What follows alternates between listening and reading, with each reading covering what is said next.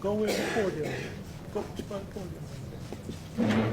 And now they'll exchange and shake hands, both foreign ministers.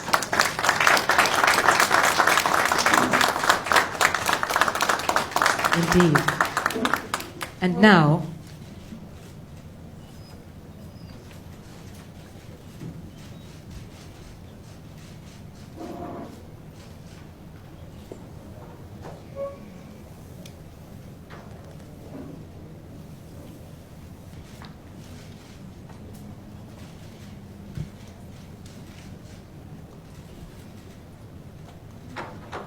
the customary handshake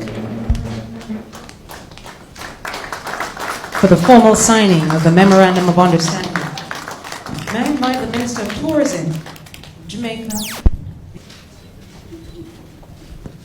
We have the customary handshake between Minister Bartlett and, of course, the Global Tourism Resilience and Crisis Management Center, which is inaugurated here in Jamaica at the University of the West Indies, and the collaboration between the University of Nairobi and the University of the West Indies will enable the first satellite center in Africa to be established at the University of Nairobi.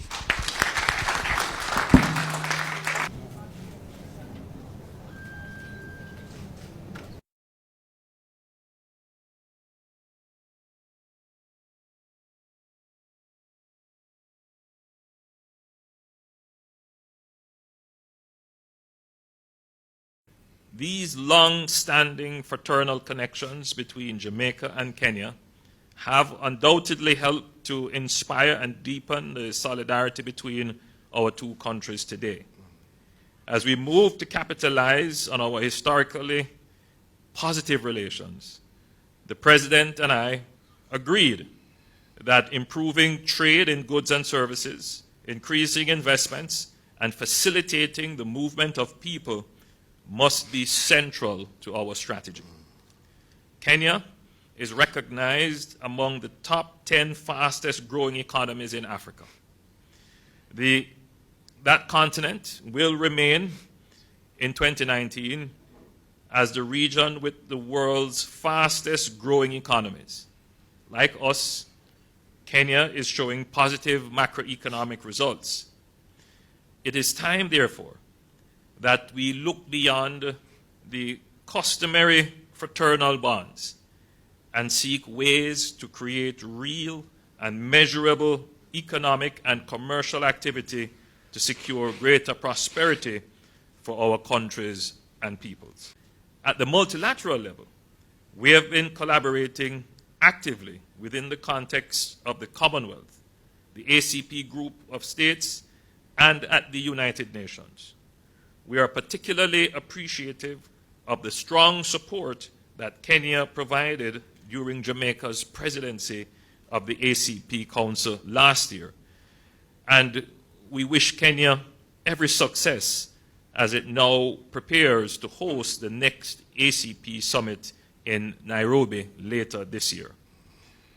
During our talks today, we emphasize the significance of international cooperation and partnership in the effective implementation of the 2030 Agenda for Sustainable Development, and of course, critical issues to do with climate change and managing our oceans.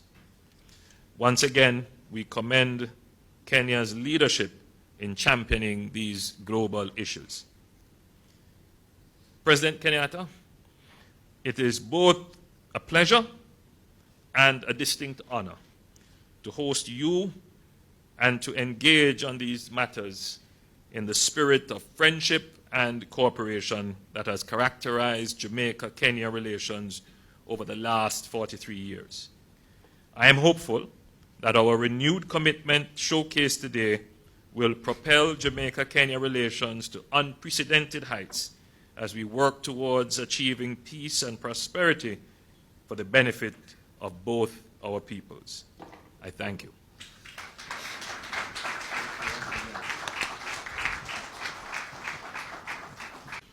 Mr. President, your presence here today and your recent appointment of the very first Kenyan High Commissioner to Jamaica reflects the growing relationship between Jamaica and Kenya. Indeed, this demonstrates to us your deep personal commitment to the Jamaica-Kenya partnership and to developing stronger ties with CARICOM as well. Today, Mr.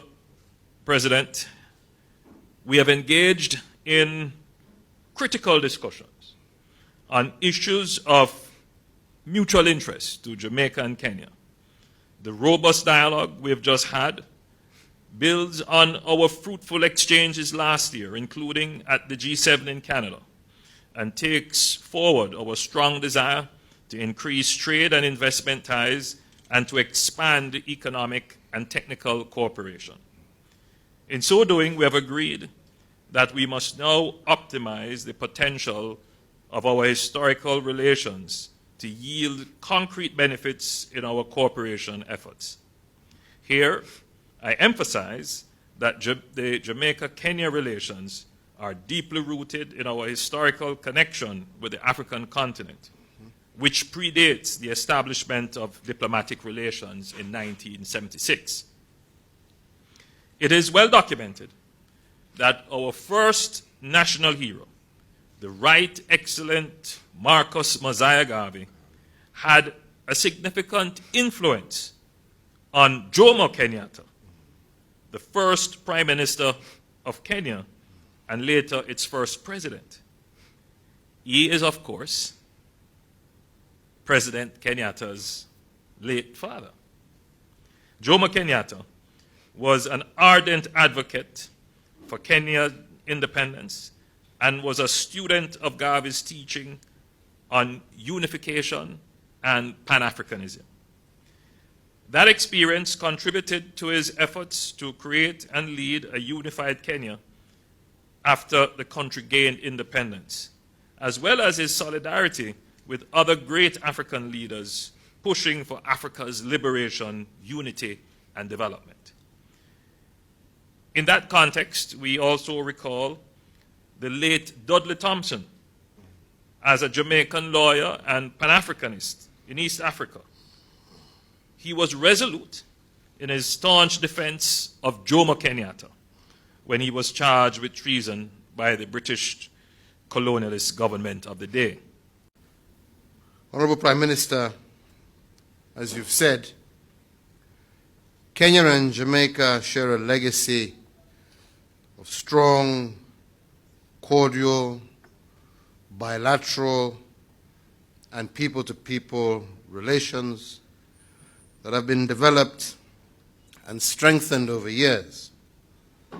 Indeed, as you have said, this relationship stems back well before our two countries' respective independence and during the period of struggle, where men like Marcus Garvey were an inspiration to the forefathers of our independence, and men like Dudley Thomas were at the center of the struggle, giving legal counsel to some of those who had been wrongly imprisoned by the colonialists at the time, including my own father. So being here is both, for me, personal, a moment of personal joy, but also one that seeks to reestablish those old links for the betterment of the peoples of our two countries, and in order to increase and deepen that bond or those bonds of friendship that were established those many years ago. Indeed, as the Prime Minister has said, we have had the opportunity to meet on the sidelines of several international meetings, including the G7 summit in Quebec, but also on the margins of the United Nations General Assembly in New York. And at each time, we resolve that we must work even closer for the benefit of our two sister nations. We have also had the opportunity to discuss how we can explore opportunities for cooperation also in tourism and the blue economy sectors, all that hold tremendous potential for wealth and job creation to the benefit of our respective citizens. We've also, again, had the opportunity to discuss our diaspora that contributes greatly to the national development of our two respective countries, but Jamaica definitely, in terms of percentage, has a much higher percentage of its citizens who live and work abroad and who contribute significantly to the growth and development of Jamaica. We said that this is again an area where we can deepen that cooperation and collaboration to see how we can develop policies and programs that can ensure that this diaspora can continue to contribute even more deeply to the social economic development of our two countries.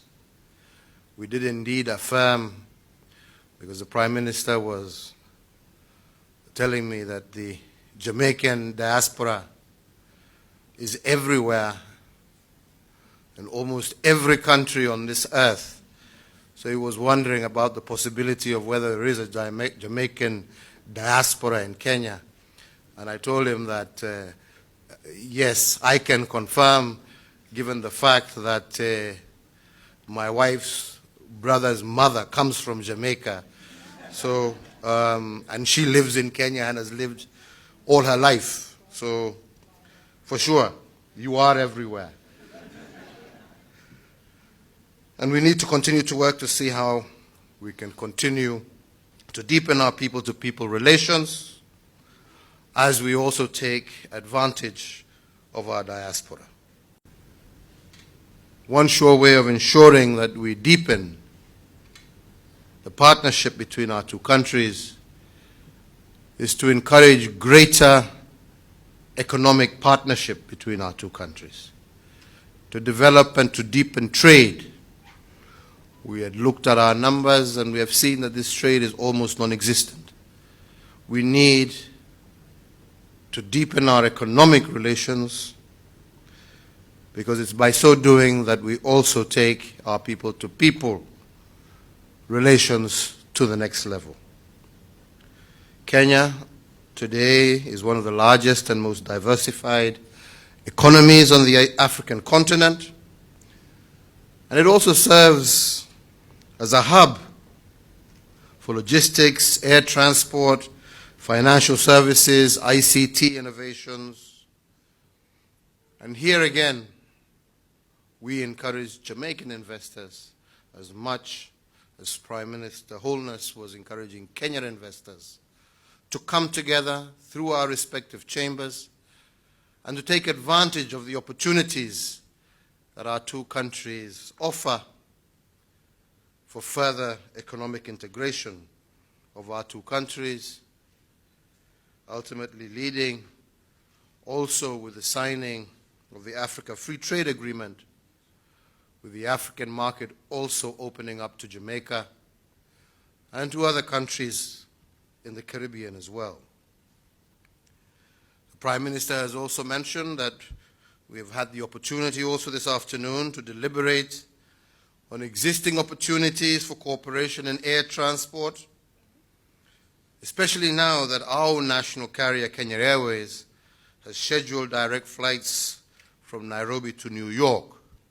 But as we were saying, we would like to see flights flying from the East Coast to the West Coast of Africa and directly to Jamaica and through Jamaica to the rest of the Caribbean as a true way of deepening that partnership.